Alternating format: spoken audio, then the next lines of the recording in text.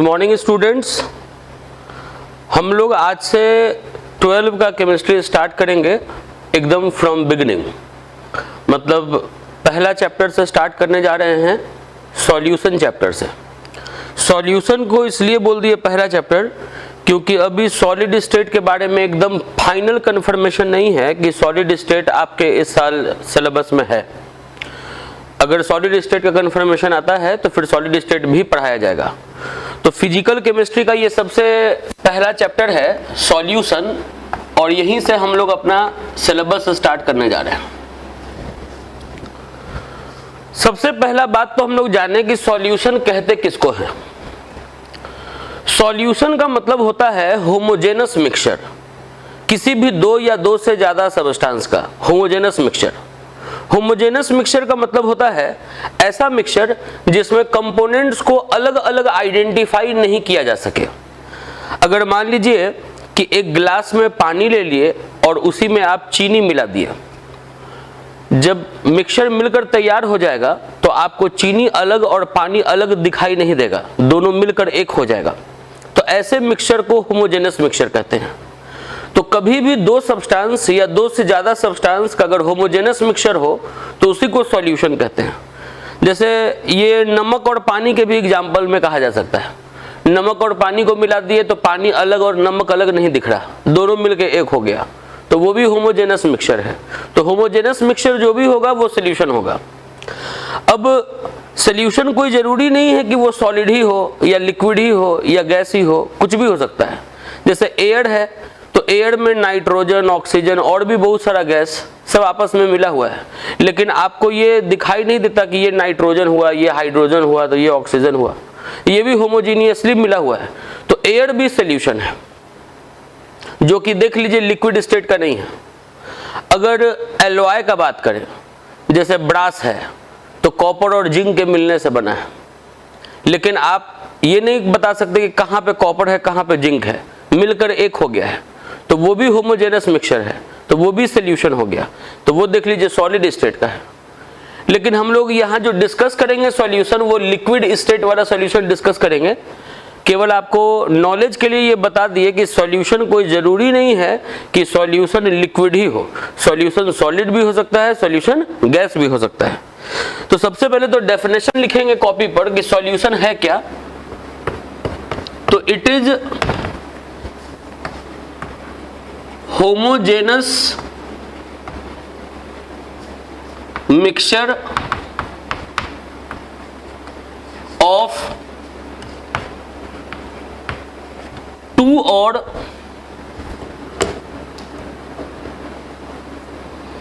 more than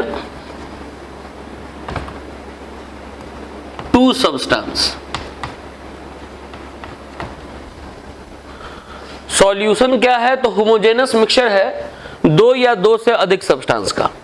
homogeneous mixture के बारे में आपको बता दिए, ऐसा मिक्सचर जिसमें कंपोनेंट्स को अलग अलग आइडेंटिफाई आप नहीं कर सकते हैं, कंपोनेंट मिलके एक हो जाएगा, ऐसे मिक्सचर को होमोजेनस मिक्सचर कहते हैं।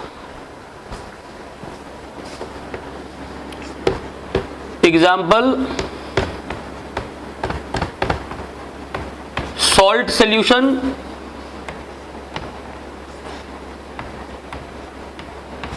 Sugar solution, air, alloy, etc। ये सब इसका एग्जाम्पल हो गया। एग्जाम्पल देख के ये क्लियर है कि ये लिक्विड भी हो सकता है, ये गैस भी हो सकता है, ये सॉलिड भी हो सकता है। तो लिखेंगे इट मे बी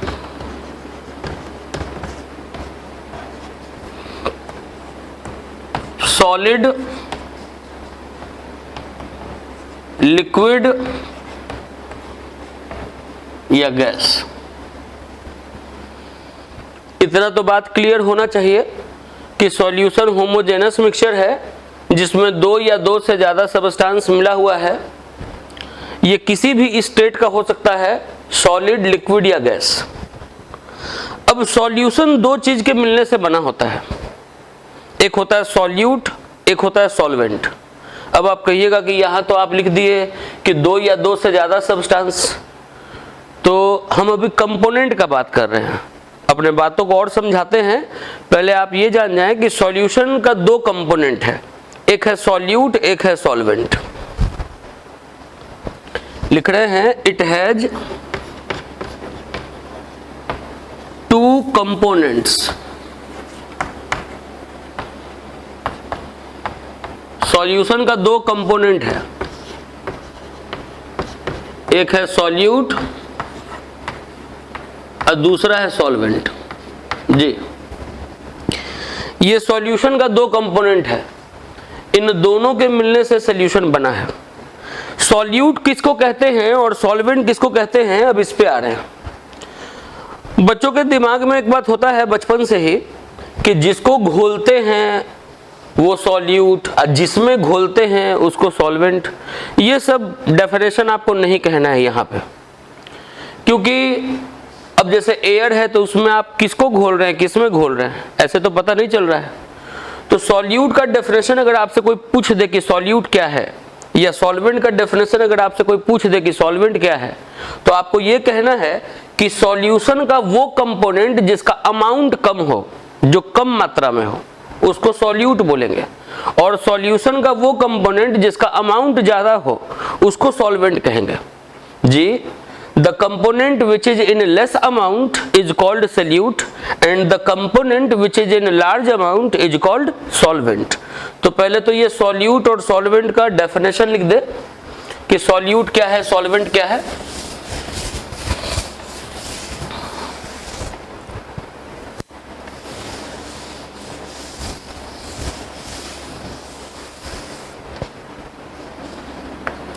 solute में लिखेंगे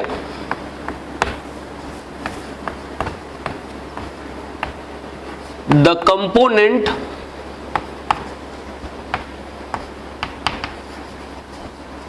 which is in less amount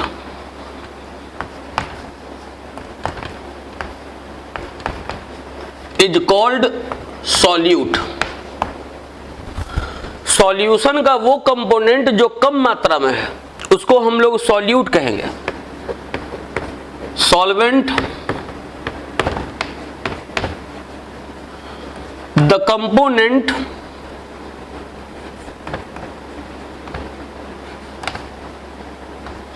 which is in large amount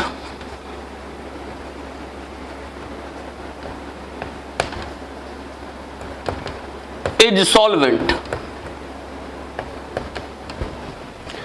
बताएं कि सॉल्यूशन का वो कंपोनेंट जो कम मात्रा में है उसको सॉल्यूट बोलेंगे, और सॉल्यूशन का वो कंपोनेंट जो ज्यादा मात्रा में है उसको सॉल्वेंट बोलेंगे। आपको बिना कोई एग्जाम्पल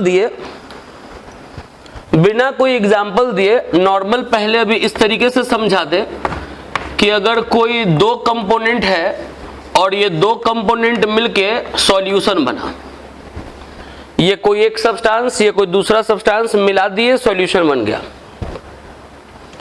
ये ले लिए 5 ग्राम,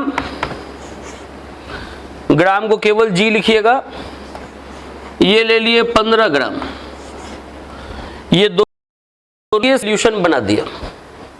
अगर ये मिक्सचर होमोजेनस है, सॉल्यूशन है, तो ये कम अमाउंट में है तो इसको बोलेंगे सॉल्यूट, और ये ज्यादा अमाउंट में है तो इसको बोलेंगे सॉल्वेंट। बताएं कि सॉल्यूशन का दो कंपोनेंट है, सॉल्यूट और सॉल्वेंट। जिसका अमाउंट कम है उसको सॉल्यूट, जिसका अमाउंट ज्यादा है उसको सॉल्वेंट। दिमाग में ये बात भी आता है कि अगर दोनों को बराबर बराबर मिला देते तो 5 ग्राम ये भी मिला देते, 5 ग्राम ये भी मिला देते, तब किसको सॉल्यूट किसको सॉल्वेंट कह देते। तो उस केस में फिर डेंसिटी देखना होता है कि किसका डेंसिटी ज्यादा है।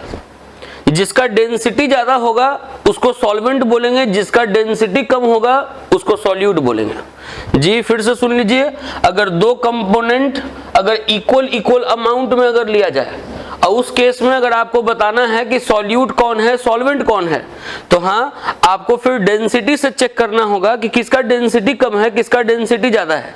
जिसका डेंसिटी ज्यादा वो सॉल्वेंट, जिसका डेंसिटी कम वो सॉल्यूट। तो ये बात को भी नीचे लिख रहे हैं कि when both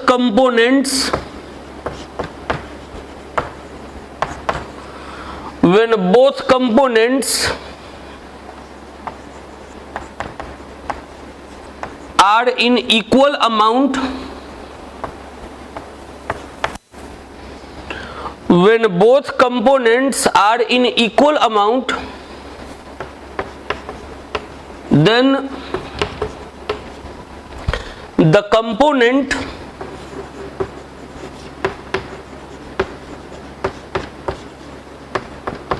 having low density is solute, while the component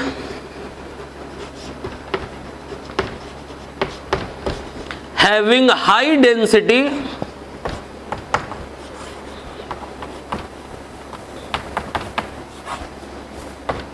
is solvent। चलिए इतना पहले नोट कर लीजिए।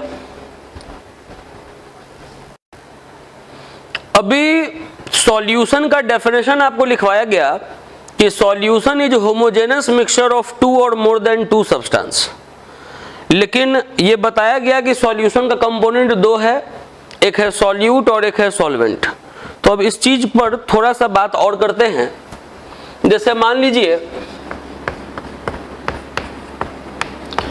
कि कोई सॉल्यूशन हम तैयार कर रहे हैं, एक सब्सटेंस ले लिए, दूसरा सब्सटेंस ले लिए,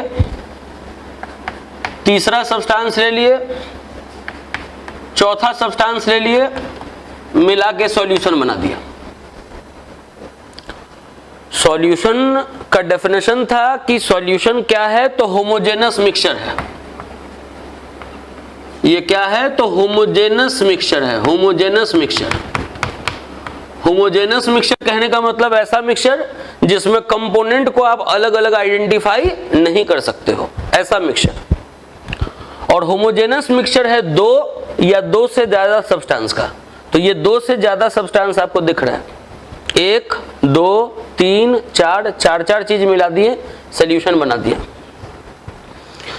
लेकिन आपको यह भी बताया गया कि सॉल्यूशन का कंपोनेंट तो दो है, सॉल्यूट और सॉल्वेंट। तो इसमें किसको सॉल्यूट और किसको सॉल्वेंट कहेंगे? तो अगर मान लीजिए कि चार सब्सटेंस अगर मिला दिए हैं, तो जो सब्सटेंस ज्यादा मात्रा में रहेगा, अगर मान लीजिए कि ये वाला ज्यादा मात्रा में है, लार्ज अमाउंट में है,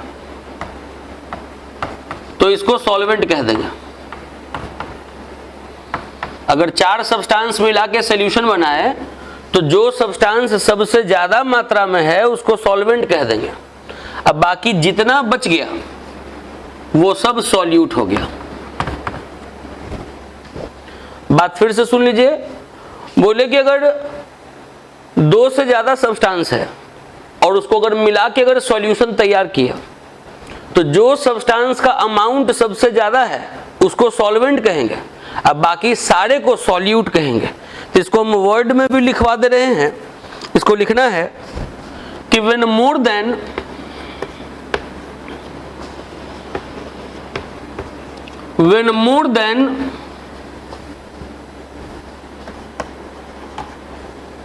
two substances, when more than two substances combine, then the substance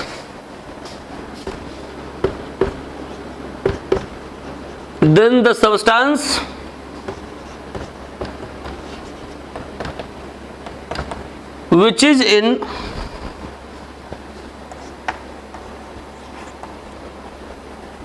large amount is solvent। लिखने में अगर दिक्कत हो रहा हो, मान लीजिए, तो बोल तो दे ही रहे हैं, सुन के लिखना है। When more than two substances combine, then the substance which is in large amount is solvent. जैसे 2 से ज्यादा सबस्टांस अगर कंबाइन किया तो जो सबस्टांस लार्ज अमाउंट में है वो सॉल्वेंट है। Rest all are solute. बाकी ये सब जितना है ये सारा का सारा सॉल्यूट है। पहले इसको नोट कर लीजिए। यहां तक अब जानने के बाद अब लिखिए कॉपी पे कि वाटर इज यूनिवर्सल सॉल्वेंट।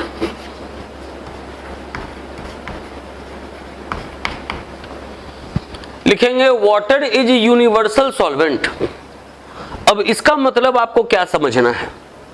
इसका मतलब आपको यह समझना है कि जैसे अल्कोहल ले लिए और वाटर ले लिए, ये दोनों को मिला के सॉल्यूशन बना दिए। इसको लिए 45 ml, 45 ml और इसको लिए 25 ml।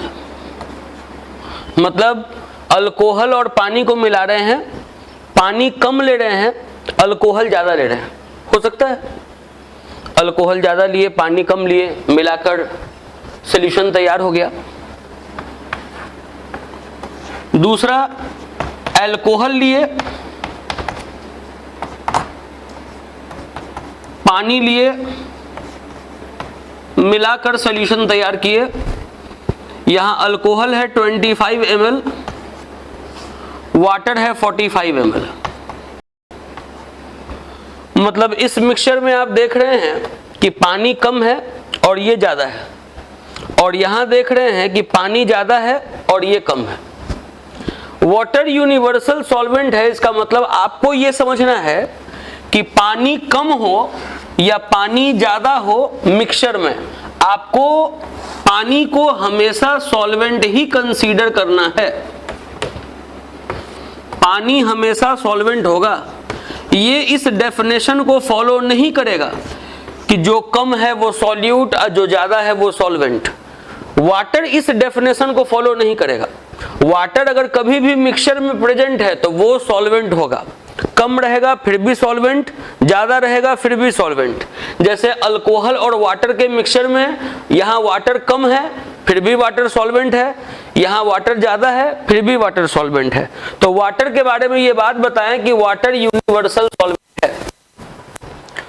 अब ऐसा कोई भी सॉल्यूशन जिसमें वाटर प्रेजेंट हो, जैसे आप देखिए कि सॉल्यूशन में वाटर प्रेजेंट है, तो ऐसे सॉल्यूशन को बोलते हैं एक्वस सॉल्यूशन।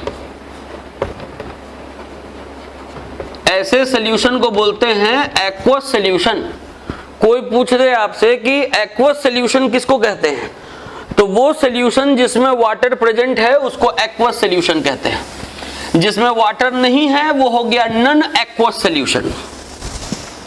तो छोटा छोटा डेफिनेशन अभी जो आ रहा है वो छोटा छोटा डेफिनेशन लिखेंगे, लिखने जा रहे हैं। एक्वस सॉल्यूशन क्या होता है? एक्वस सॉल्यूशन, तो एक्वस सॉल्यूशन में लिखेंगे कि the solution in which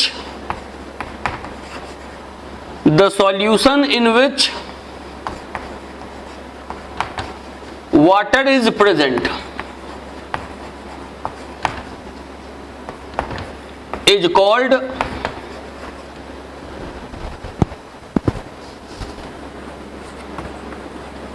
aqueous solution। वो सॉल्यूशन जिसमें वाटर प्रेजेंट है उसको एक्वस सॉल्यूशन कहेंगे, और वो सॉल्यूशन जिसमें वाटर प्रेजेंट नहीं है उसको नॉन एक्वस सॉल्यूशन कहेंगे।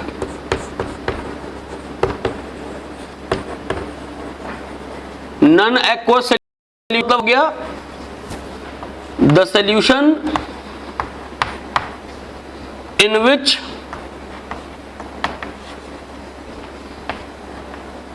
water is not present।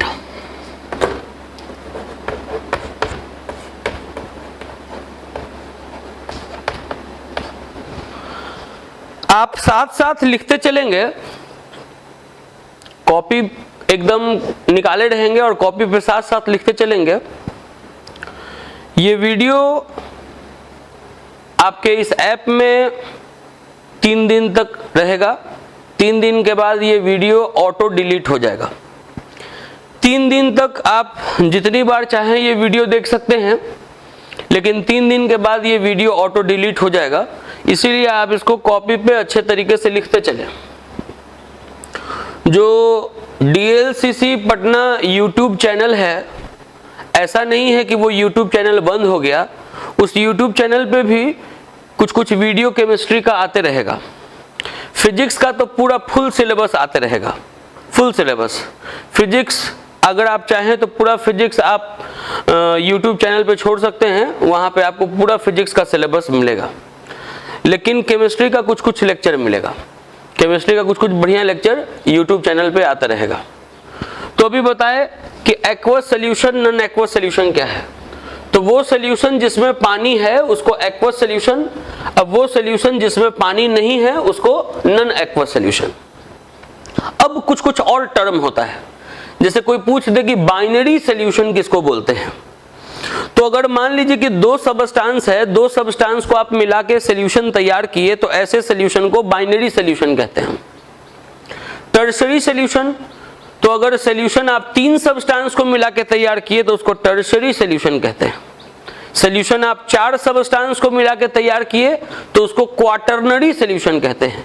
तो बाइनरी, टर्शियरी और क्वाटरनरी, ये 3 डेफिनेशन आपको दिमाग में रखना है। कि कोई पूछ दे बाइनरी सोल्यूशन क्या है, तो वो सोल्यूशन जो 2 सबस्टांस को मिला के बना।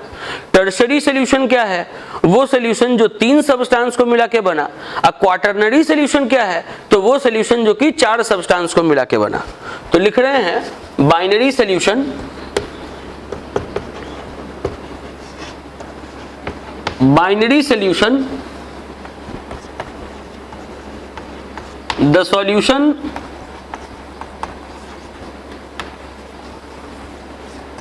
which is formed by mixing 2 substance।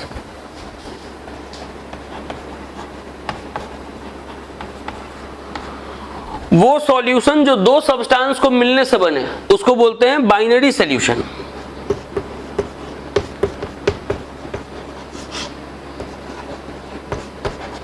Tertiary solution,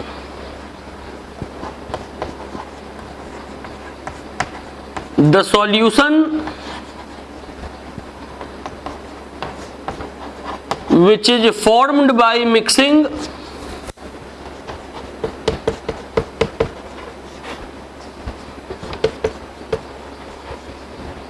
3 substance, इसको बोलते हैं टर्शियरी सॉल्यूशन। इसको नोट कीजिए। फिर क्वाटरनरी सॉल्यूशन लिख रहे हैं। बाइनरी और टर्शियरी सॉल्यूशन का डेफिनेशन आपको दे दिए कि जो 2 सब्सटेंस को मिलने से बना सॉल्यूशन बाइनरी और 3 के मिलने से बना तो टर्शियरी। अब है quaternary solution.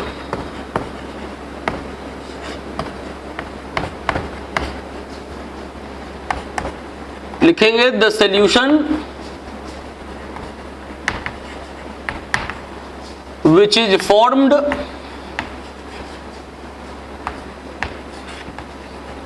by mixing 4 substance। वो सॉल्यूशन जो 4 सब्सटेंस के मिलने से बने उसको कहते हैं क्वाटरनरी सॉल्यूशन। अब जो अगला टर्म आता है वो है सैचुरेटेड सॉल्यूशन। आप देख रहे हैं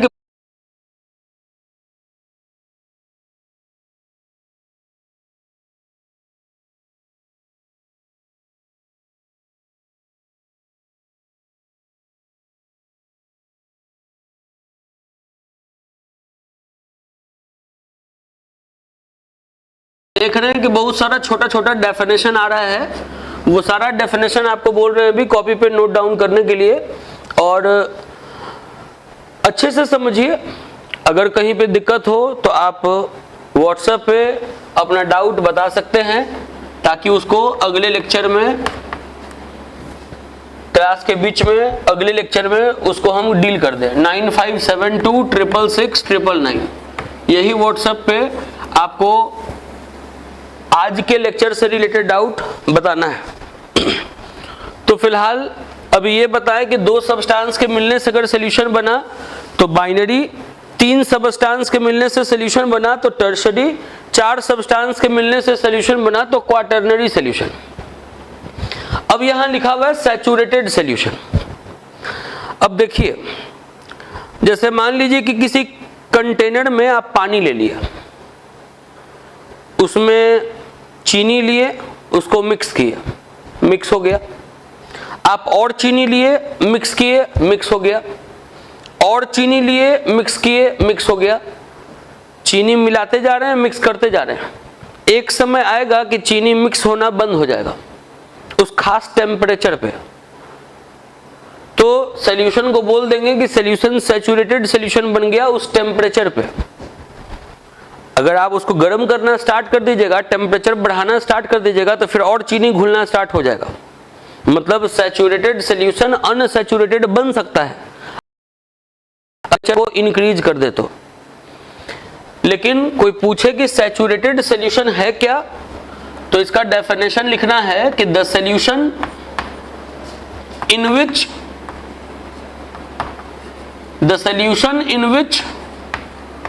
no more solute can be added. The solution in which no more solute can be added at that particular temperature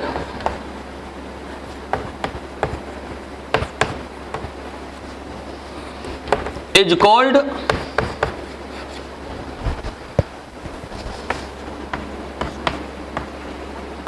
saturated solution. The solution in which no more solute can be added at that particular temperature is called saturated solution. अगर temperature को बढ़ाएंगे तो जो saturated solution है वो unsaturated हो जाएगा, मतलब उसमें और सॉल्यूट घुलना स्टार्ट हो जाएगा। After raising temperature,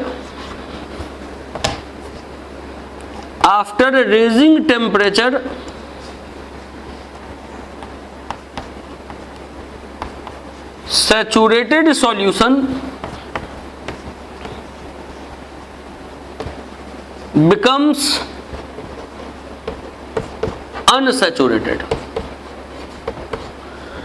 जब टेम्परेचर को बढ़ा दिया जाएगा तो जो सैचुरेटेड सॉल्यूशन है वो भी अनसैचुरेटेड का रूप ले लेगा। तो इसको नोट कर लीजिए पहले। अब हम लोग जानेंगे कि स्टैंडर्ड सॉल्यूशन किसको कहते हैं। कॉपी पर हेडिंग देना है standard solution.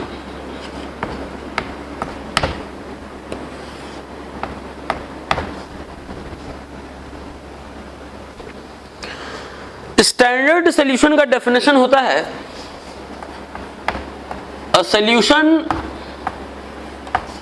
Of known strength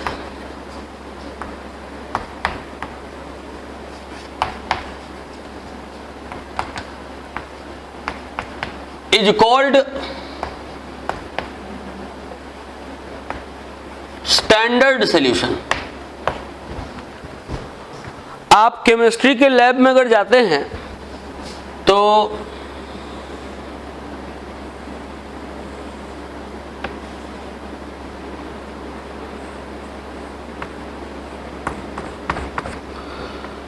अगर मान लीजिए कि कोई बॉटल है HCl का और उसके बॉटल के ऊपर अगर लेबल चिपका के अगर लिख दिया गया 0.1 m HCl, तो वैसा सॉल्यूशन जिसका आपको स्ट्रेंथ पता है कि वो कितना गाढ़ा सॉल्यूशन है या कितना फीका सॉल्यूशन है, नॉन स्ट्रेंथ वाला अगर सोल्यूशन है तो ऐसे सोल्यूशन को स्टैंडर्ड सोल्यूशन कहते हैं। नॉर्मल अगर निजी जीवन के जुड़े हुए एग्जाम्पल से अगर आप समझना चाहें तो आप अगर घर पे अगर शरबत बनाते हैं, कोई गेस्ट आए और आप शरबत बना दिए, तो वो सॉल्यूशन स्टैंडर्ड सॉल्यूशन नहीं है, क्योंकि 1 घंटे के बाद अगर गेस्ट बोल दे कि शरबत दोबारा पिलाइए, और अगर आप फिर से शरबत बना के अगर पिलाते हैं, तो कोई ज़रूरी नहीं है कि पहली दफ़ा आप जितना पानी और जितना चीनी को मिक्स करके सॉल्यूशन बनाए थे, दूसरी दफ़ा एकदम एग्जैक्ट उतना ही पानी और उतना ही चीनी मिले। थोड़ा सा कम या थोड़ा सा ज़्यादा हो सकता है।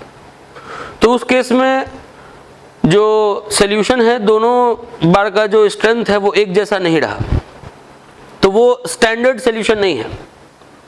लेकिन आप जैसे किसी सिटी में गए और वहाँ पे किसी दुकान से कोका कोला का बोतल खरीद लिए, कोका कोला, और उसको आप पी लिए।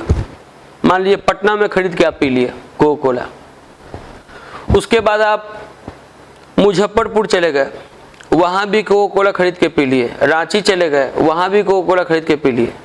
तो ये नहीं कह सकते हैं कि रांची वाला ज़्यादा मीठा था या पटना वाला ज़्यादा मीठा था। दोनों जगह का आपको स्ट्रेंथ एक जैसा नजर आएगा, मिठास एक जैसा नजर आएगा, क्योंकि उसमें जो कंपोनेंट्स है वो फिक्स्ड है कि कौन सा कंपोनेंट कितना कितना उसमें मिला हुआ है, कंपोजिशन फिक्स है।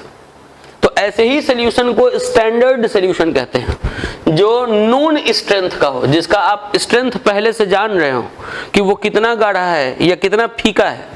तो ऐसे सॉल्यूशन को स्टैंडर्ड सॉल्यूशन कहते हैं। ये तो हुआ स्टैंडर्ड सॉल्यूशन। अब किसी सॉल्यूशन का स्ट्रेंथ अगर बताना है हमको, कैसे ये लिख दिए बड़ा वाला M और उसको पढ़ दिए थे भी मोलारिटी। तो किसी सॉल्यूशन का अगर आपको स्ट्रेंथ बताना है कि वो कितना गाढ़ा सॉल्यूशन है या कितना फीका सॉल्यूशन है, तो कुछ माध्यम है जिसके मदद से हम लोग सॉल्यूशन के स्ट्रेंथ को एक्सप्रेस करते हैं। तो ये लिखने के बाद लिखना है कि strength of a solution, strength of a solution can be expressed, strength of a solution can be expressed by molarity,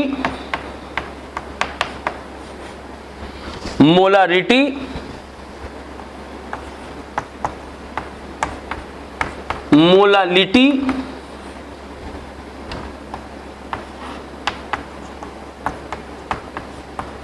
mole fraction,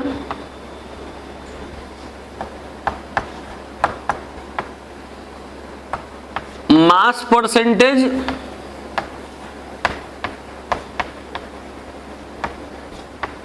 volume percentage,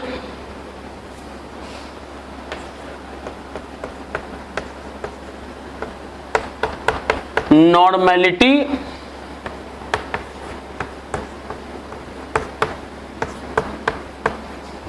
parts पर मिलियन। ये सब कुछ तरीका है जिसके मदद से आप सॉल्यूशन के स्ट्रेंथ को बता सकते हैं कि सॉल्यूशन कितना गाढ़ा है, सॉल्यूशन कितना फीका है। सारे तरीके की मदद से, मोलारिटी के मदद से भी बताएंगे, ये भी यूज होगा, ये भी यूज होगा, ये भी यूज होगा, ये भी यूज होगा, सब सारा यूज होगा। कोई एक जानने से काम नहीं चलेगा, आपको सब जानना है, क्योंकि सवाल सब पे रहेगा, न्यूमेरिकल सब पे रहेगा। तो हम लोग 1 बाय 1 सबको डिस्कस करने जा रहे हैं, सबको। सबसे पहले हम लोग स्टार्ट करेंगे यहाँ से, मोलारिटी से। तो इसको पहले इतना आप नोट कर लीजिए। अभी बताएं कि सॉल्यूशन के स्ट्रेंथ को अगर एक्सप्रेस करना है तो एक्सप्रेस करने के लिए हम लोग यूज करते हैं molarity, molality, mole fraction, mass percentage, volume percentage, normality और पार्ट्स पर मिलियन। कोई भी पढ़ने के पहले आपको 11th में, जैसे ही आप 11th में गए थे तो पहला चैप्टर पढ़ाई हुआ था बेसिक कॉन्सेप्ट इन केमिस्ट्री। उसमें कुछ जरूरी एलिमेंट का एटॉमिक मास लिखवाया गया था, तो यहां उसका जरूरत पड़ेगा एटॉमिक मास का, फॉर्मूला मास का। तो तो वो पहले बात आपको यहां पर अपने कॉपी पर दोबारा से लिख लेना है। अगर 11th में लिखे हो फिर भी लिखना है। कॉपी पर पहले लिख दीजिएगा एटॉमिक मास। एटॉमिक मास, कुछ जरूरी एलिमेंट का आपको मास याद रखना है, सारे एलिमेंट का नहीं, कुछ जरूरी एलिमेंट का मास याद रखना है, 22-23 एलिमेंट का। जैसे हाइड्रोजन का मास होता है 1, यूनिट होता है यू, यू को ग्राम पर मोल भी कहते हैं, यू को ग्राम पर मोल भी कहते हैं। थोड़ा ज्यादा ऊपर लिख दिए हैं, नीचे लिख दे रहे हैं यू को ग्राम पर मोल भी कहते हैं। यू को यूनिफाइड मास पढ़ते हैं, या आप यू को एटॉमिक मास यूनिट पढ़ सकते हैं।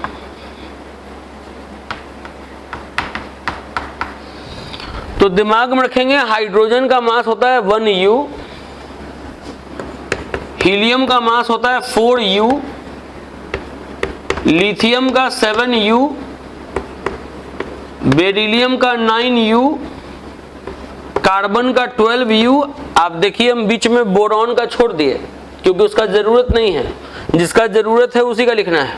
Hydrogen 1U, helium 4U, lithium 7U, beryllium 9U, carbon 12U, nitrogen 14U, oxygen 16U, fluorine 19U, sodium 23U, magnesium 24U, aluminium 27U, silicon 28U, phosphorus 31U, sulphur 32U, chlorine 35.5U, potassium 39U, calcium 40U, manganese 55U, iron 56U, copper 63.5U, zinc 65U, iodine 127U, silver 108U, gold 197U। और भी अगर एक दो element का अगर जरूरत पड़ेगा तो वो क्वेश्चन में मास दिया रहेगा, आपको उसका भी मास लिखवा दिया जाएगा। अभी ये एटॉमिक मास पहले इतना आप नोट कर लें। एटॉमिक मास लिखने के बाद अब आप जानेंगे कि फॉर्मूला मास कैसे निकालते हैं।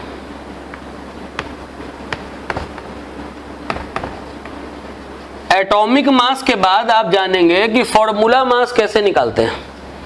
जैसे कोई फॉर्मूला आपको दे दिया NaOH, आपको इस फॉर्मूले का अगर मास निकालना है तो आपको Na का मास, O का मास और H का मास जोड़ देना है।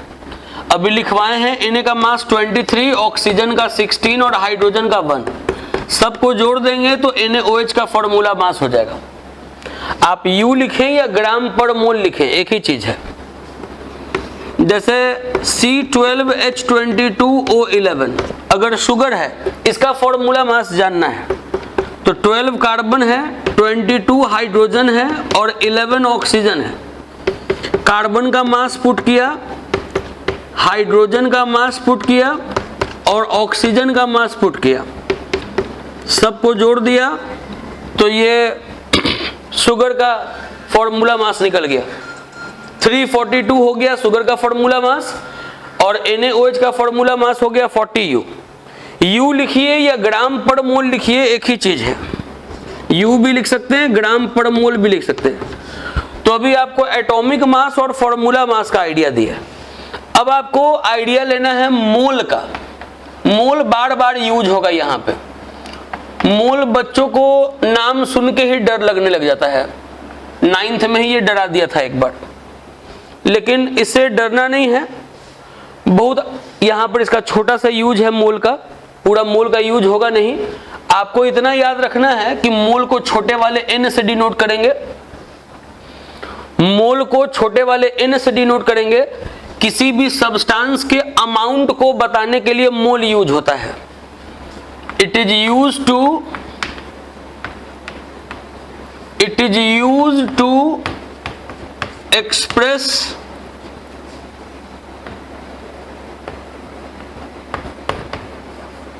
Amount of substance.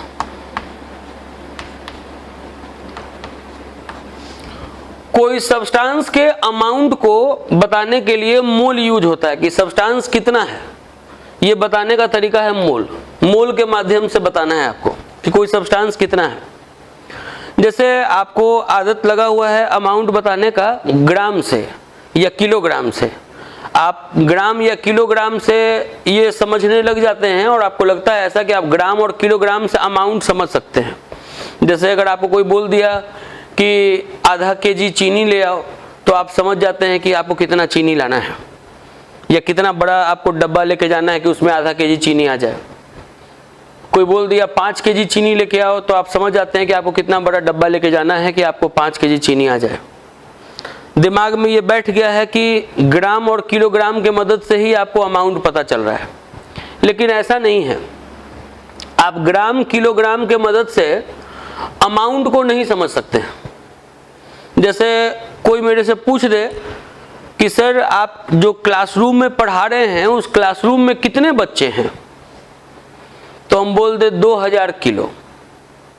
क्लासरूम में 2000 किलो बच्चे हैं। अब अगर 2000 किलो बच्चे अगर हम बोल दें तो आपको यहाँ पे अमाउंट समझ में नहीं आएगा कि कितना यहाँ पर स्टूडेंट है, क्योंकि अगर 50-50 केजी का अगर बच्चा अगर हुआ, सारा बच्चा 50-50 केजी का, तो उस केस में 40 बच्चा हुआ ना जी, 10।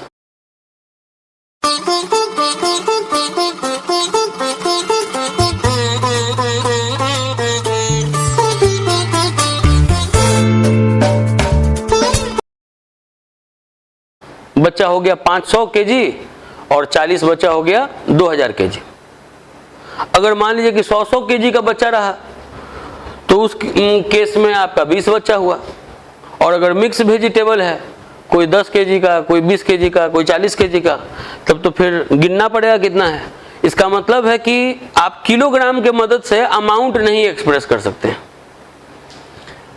अमाउंट को एक्सप्रेस करने के लिए मोल ही यूज होगा। दिमाग में रखना है कि मोल अगर कभी भी निकालना है तो उसका फॉर्मूला होता है mass in gram, mass in gram by formula mass. Mass by formula mass को मोल कहते हैं। मास को हम लोग छोटे वाले m से डिनोट करेंगे और फॉर्मूला मास को कैपिटल M से डिनोट करेंगे। तो ये हुआ मास बाई फॉर्मूला मास मोल। मास होना चाहिए फॉर्मूला मास होना चाहिए ग्राम पर मोल में। अब जैसे अगर छोटा छोटा बात आपसे पूछ दें कि 5 मोल चीनी है, 5 मोल चीनी C12H22O11। अब जैसे बोल दिए इतना बड़ा बात कि अगर सब्सटेंस के अमाउंट को एक्सप्रेस करना है तो मोल के मदद से ही एक्सप्रेस करना है, ग्राम किलोग्राम से आपको अमाउंट एक्सप्रेस नहीं करना है। तो अब अगर बोल दिए कि जाओ जाके बाजार से 5 मोल चीनी लेके आओ, तो 5 मोल चीनी लाने के लिए अगर कह दिए तो आपके ये दिमाग में होना चाहिए कि हाँ आपको कितना चीनी लेके आना है। कोई पूछ दे 5 मोल चीनी, इसका मतलब कितना चीनी, कितना ग्राम चीनी। अगर कोई आपसे पूछ दे कि जाओ 5 मोल चीनी लेके आओ, तो इसका मतलब कि आपको कितना ग्राम चीनी लाना है।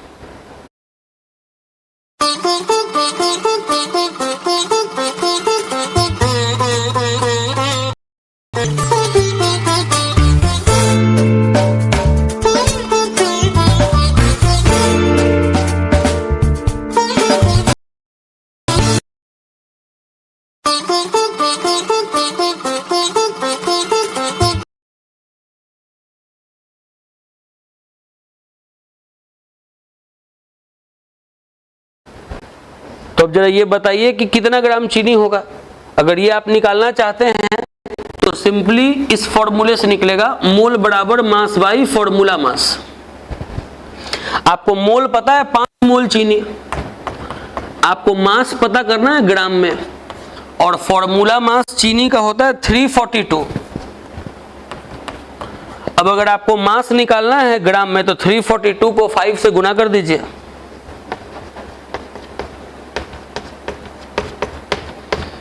जितना आएगा उतना ग्राम चीनी आपको लेके आना है।